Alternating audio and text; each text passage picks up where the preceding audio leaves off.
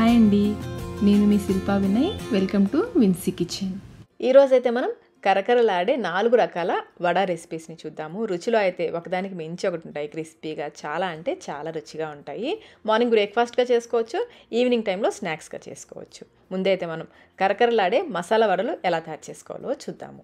ముందుగా ఒక గిన్నెలోకి 1 కప్పు పచ్చెనపప్పు, వీటితో పాటుగా 1/2 కప్పు పల్లీలు, పచ్చి పల్లీలే, వేయించినవి కాదు, పచ్చి పల్లీలే 1/2 కప్పు వేసుకోవాలి. పల్లీలు వేయడం వల్ల వడలకి మంచి రుచి వస్తుంది. మీరు ఎప్పుడు కనుక ఇలా ట్రై చేయకపోతే కనుక ఒకసారి తప్పకుండా ట్రై చేయండి. పల్లీల వల్ల వడలకి మంచి రుచి వస్తుంది. వీటిని 1-2 సార్లు శుభ్రంగా కడిగేసి నీళ్లు పోసి 3 నుంచి 4 గంటల పాటు నానబెట్టుకోవాలి.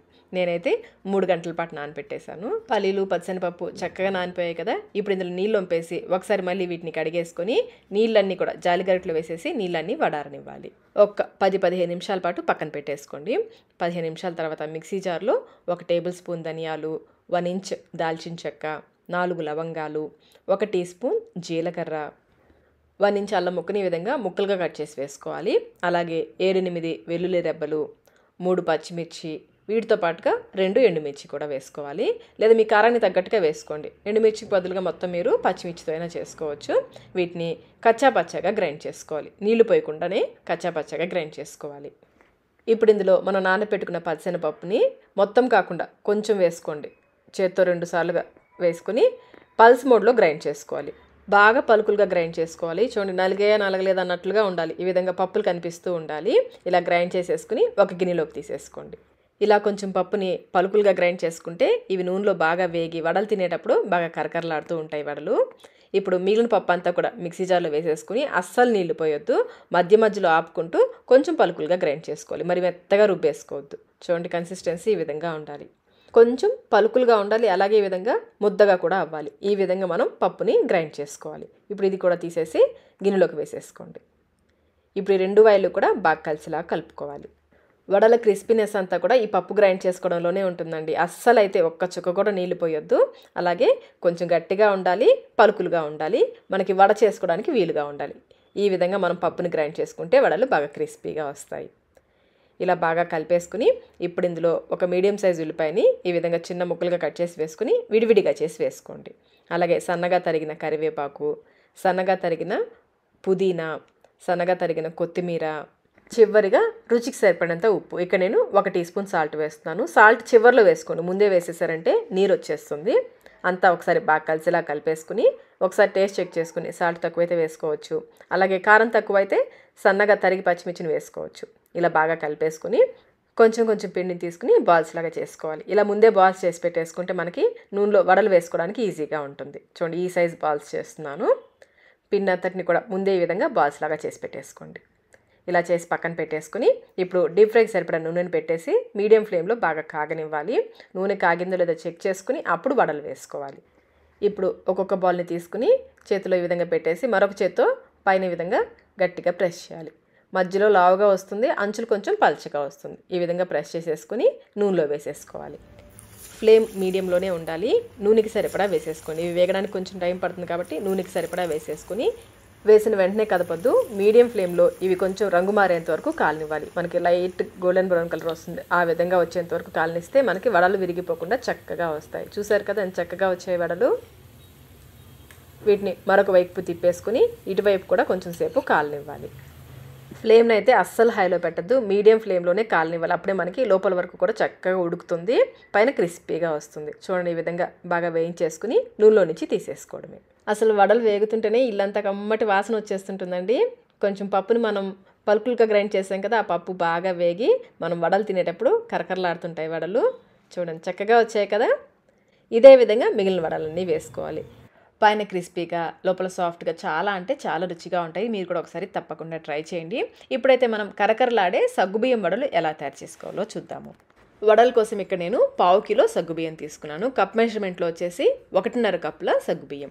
వీటిని నీళ్లు పోసేసి ఒకసారి శుభ్రంగా కడిగేసుకోవాలి. వడల కోసం లావు సగ్గుబియ్యం తీసుకోవాలి. అలాగే సగ్గుబియ్యాన్ని చూడండి, చేత్తో లైట్గా రుద్దుతూ కడగాలి. మరి గట్టిగా రుద్దేయద్దు.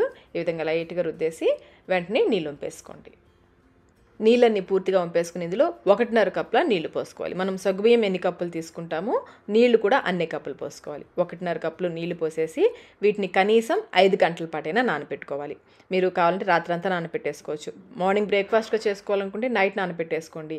ఈవినింగ్ స్నాక్స్గా చేసుకోవాలనుకుంటే మార్నింగ్ నానబెట్టేసుకోవచ్చు. నేనైతే నైట్ నానబెట్టేశాను.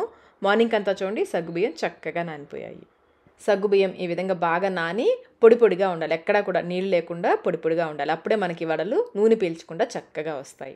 మనం కనీసం 5 గంటల పాటైనా నానబెట్టుకోవాలి. అప్పుడే మనకి ఈ విధంగా చక్కగా పొడి పొడిగా వస్తాయి. సగ్గుబియ్యం కూడా బాగా నానుతాయి. చూడండి సాఫ్ట్గా అయిపోయే సగ్గుబియ్యం కూడా వీటిని పక్కన పెట్టేసుకుని ఇప్పుడు మిక్సీ జార్లో వేయించుకుని పొట్టు తీసుకున్న పల్లీలు అరకప్పు వేసుకొని పల్స్ మోడ్లో కొంచెం పలుకులుగా గ్రైండ్ చేసేసి నానబెట్టుకున్న సగ్గుబియ్యంలో వేసేసుకోవాలి. అలాగే 1 టీ స్పూన్ నిండుగా జీలకర్ర, బాగా సన్నగా కట్ చేసుకున్న 4 పచ్చిమిర్చి, రుచికి సరిపడినంత సాల్ట్. ఇక్కడ నేను 3/4 టీ స్పూన్ సాల్ట్ వేస్తున్నాను.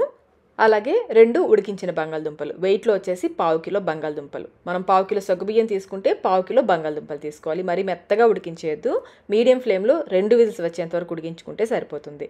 ఈ విధంగా తురిమేసి వేసేసుకోండి. చక్కగా మనకి తురుములాగా వస్తుంది. మరీ మెత్తగా అయితే ఉడికించొద్దు. కొంచెం గట్టిగా ఉంటే మనకి చక్కగా తురుము వస్తుంది. వడలు కూడా నూనె ఎక్కువగా పీల్చుకోకుండా కరకరలాడుతూ వస్తాయి. ఇప్పుడు ఇవన్నీ బాగా కలిసేలాగా కలుపుకోవాలి. నీళ్ళు అయితే అస్సలు వేయకూడదండి. ఈ బంగాళదుంపలో ఉన్న తడితో సగ్గుబియ్యం తడితోనే చక్కగా మనకి ముద్దలాగా వచ్చేస్తుంది. బాగా కలిపేసి ఒకసారి టేస్ట్ చెక్ చేసుకోండి. సాల్ట్ ఏమైనా తగ్గినా, కారం తగ్గినా మిర్చి వేసుకోండి. పచ్చిమిర్చి, కారం వేసుకోవద్దు. చూడండి చక్కగా ముద్దలాగా వచ్చేసింది కదా. ఇంకా ఇందులో మీరు కావాలంటే సన్నగా తరిగిన కరివేపాకు, కొత్తిమీర కూడా వేసుకోవచ్చు. వడలు చేయడానికి చేతికి నూనె రాసేసుకుని మరీ పలచగా చేసుకోవద్దు, అలాని మరీ లావుగా చేసుకోవద్దు. ఈ విధంగా ప్రెస్ చేసేసి మధ్యలో హోల్ పెట్టేసుకోవాలి. ఇదే విధంగా మిగిలినవన్నీ చేసుకోవాలి. వడలకి మీరు ఈ విధంగా మధ్యలో హోల్ పెట్టైనా చేసుకోవచ్చు, లేదంటే ఈ విధంగా ఫ్లాట్గా టిక్కీలాగైనా చేసేసుకోవచ్చు. మధ్యలో హోల్ పెడితే వడ బాగా మనకి మధ్యలో కూడా వడ చక్కగా కాలుతుంది. నేనైతే అన్నిటికీ ఇలా హోల్ పెట్టేసి చేసేస్తున్నాను. మనం తీసుకున్న కొలతలకి నాకైతే 28 వడలు వచ్చాయి. చిన్నవి 28 వడలు వచ్చాయి. ఇలా కొన్ని చేసేసుకుని పక్కన పెట్టేసుకోండి. ఇప్పుడు వీటిని మనం వేయించుకుందాము. మీడియం ఫ్లేమ్లో నూనె బాగా కాగిన తర్వాత ఒక్కొక్కటిగా వడలు వేసుకోవాలి. ఆయిల్కి సరిపడా వేసేసుకుని మీడియం ఫ్లేమ్లో బాగా కాలనివ్వాలి. వేసిన వెంటనే కదపొద్దు.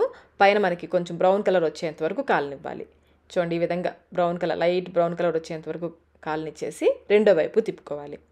వడలు ఈ విధంగా ఒకదానికొకటి అంటుకుపోయి ఉంటాయి. పచ్చిగా ఉన్నప్పుడు మటుకు అస్సలు కదపద్దండి. కొంచెం వేగాక చక్కగా విడిపోతాయి. ఏమీ అంటుకోకుండా చక్కగా విడిపోతాయి. గరిటతో కొంచెం కదిపామంటే చూడండి ఈజీగానే విడిపోతాయి. ఇటువైపు కూడా కొంచెం కాలనిచ్చేసి నూనెలో నుంచి తీసేసుకోవడమే. ఈ విధంగా రెండు వైపులా కూడా మంచి గోల్డెన్ బ్రౌన్ కలర్ వచ్చేంత వరకు వేయించేసుకుని తీసేసుకోవాలి.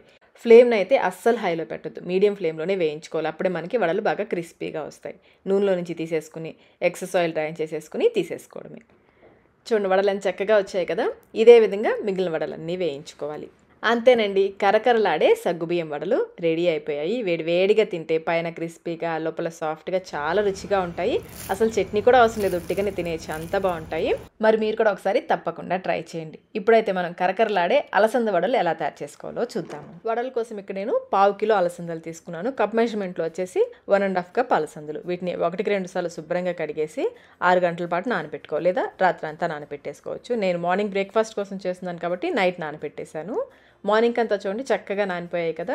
వీటిని మళ్ళీ ఒకసారి కడిగేసి నీళ్ళన్నీ వంపేసుకోవాలి. ఈ విధంగా జాలిగిన్నెలు వేసేసుకుని నీళ్ళన్నీ కూడా పూర్తిగా వడారనివ్వాలి. ఈ అలసందల్లో చాలా నీరు ఉంటుందండి. నీరంతా కూడా పూర్తిగా పోవాలి. ఒక అరగంట పాటు పక్కన పెట్టేసుకోండి.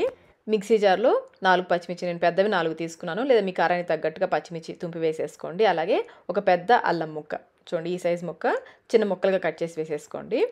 ఇంకా ఒక మీడియం సైజు ఉల్లిపాయను కూడా ముక్కలుగా కట్ చేసి వేసేసుకోవాలి.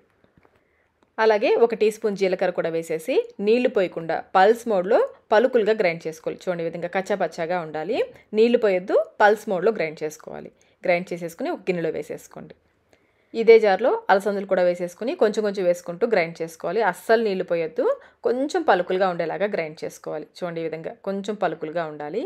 ఈ అలసందల్లో చాలా నీరు ఉంటుందండి. నీళ్ళని పూర్తిగా వడారిన తర్వాతనే గ్రైండ్ చేసుకోవాలి. ఏ మాత్రం తడున్నా కానీ జార్ అయిపోతుంది.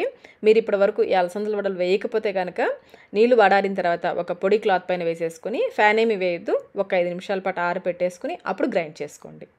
ఈ విధంగా పప్పు అంతా గ్రైండ్ చేసేసుకుని ఇప్పుడు ఇందులో సన్నగా తరిగిన కరివేపాకు, సన్నగా తరిగిన కొత్తిమీర, రుచికి సరిపడినంత ఉప్పు, నేనైతే 1/2 టీ స్పూన్ సాల్ట్ వేస్తున్నాను, కొంచెం వంట సోడా, ఒక ఒక 2-3 చిటికెళ్ళు వంట సోడా. మీరు గ్రైండర్లో గ్రైండ్ చేస్తున్నట్లయితే వంట సోడా అవసరం లేదు. మనం మిక్సీలో గ్రైండ్ చేసాం కాబట్టి కొంచెం వంట సోడా వేస్తున్నాను. పిండిలో ఇవన్నీ కూడా బాగా కలిసేలా కలుపుకోవాలి. ఇంకా మీరు కావాలంటే సన్నగా తరిగిన ఉల్లిపాయ ముక్కలు ఒక గుప్పెడు పైనుంచి వేసుకోవచ్చు. బాగా కలిపేసి ఒకసారి టేస్ట్ చెక్ చేసుకోండి. సాల్ట్ ఏమైనా తగ్గితే వేసి కలుపుకోవచ్చు. నాకైతే అన్నీ కరెక్ట్గా సరిపోయాయి.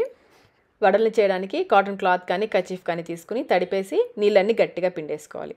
ప్లేట్ పైన కానీ నేనైతే ఈ విధంగా లోట పైన వేస్తున్నాను. కొంచెం కొంచెం పిండిని తీసుకుని బాల్ లాగా చేసేసి వడల్లాగా ఒత్తేసుకోవడమే. చేతికి అంటుకోకుండా కొంచెం లైట్గా తడుపుకోండి. మరి నీళ్ళు ఎక్కువ పెట్టేయద్దు. కొంచెం పలచగానే ఒత్తుకోవాలి. మరి లావుగా చేసుకోవద్దు. మధ్యలో హోల్ పెట్టేసి నిదానంగా తీసేసి నూనెలో వేసేసుకోవడమే. మీడియం ఫ్లేమ్లో నూనె బాగా కాగిన తర్వాత వడల్ని వేసుకోవాలి. ఎక్కువ వేసుకోవద్దు. ఆయిల్కి సరిపడా వేసుకోవాలి.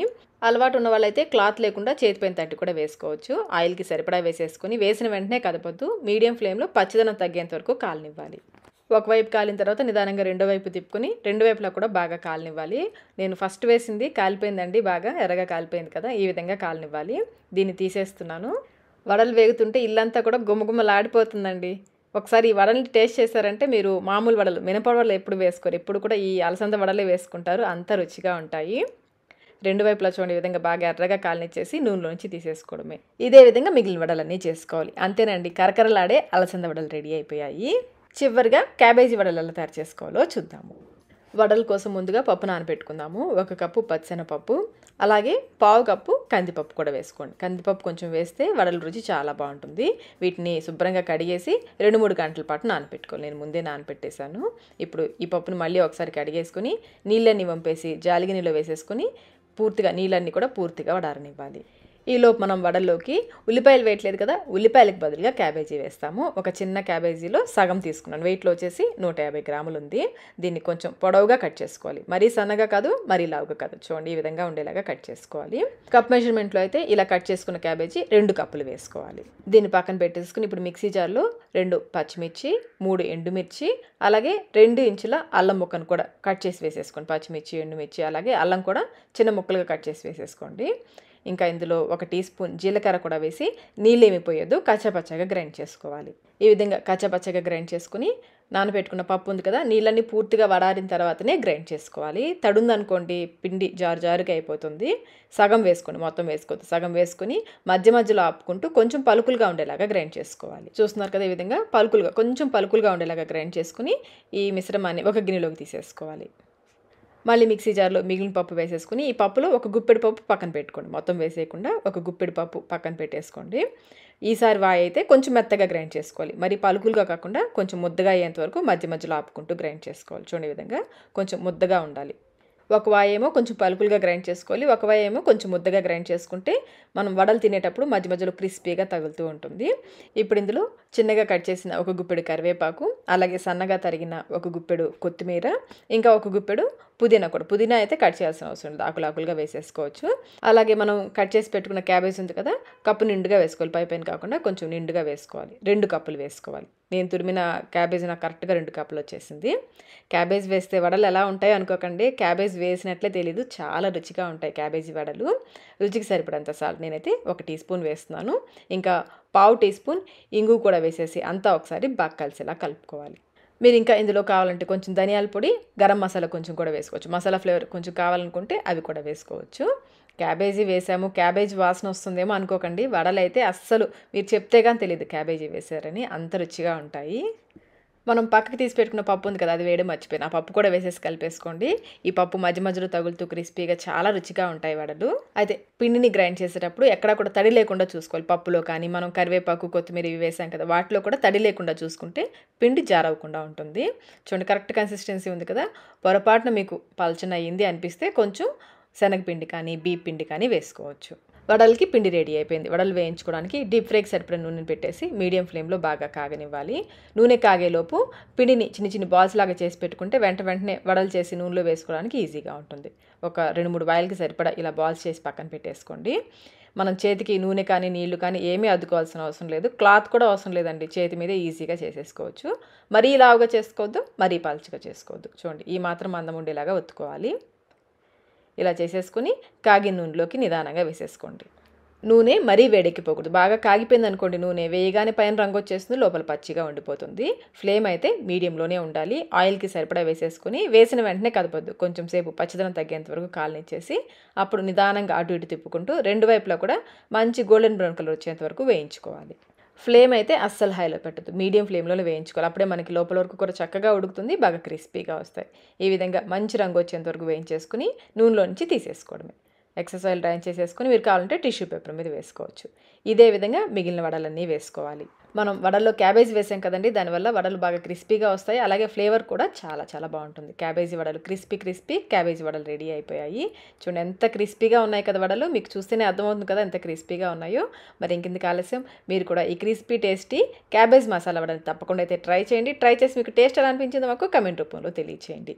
వీడియో నచ్చినట్లయితే లైక్ చేయండి, మీ ఫ్రెండ్స్కి ఫ్యామిలీ మెంబర్స్కి షేర్ చేయండి. మన ఛానల్ని ఫస్ట్ టైం చూస్తున్నట్లయితే సబ్స్క్రైబ్ కూడా చేసుకోండి. Thank you.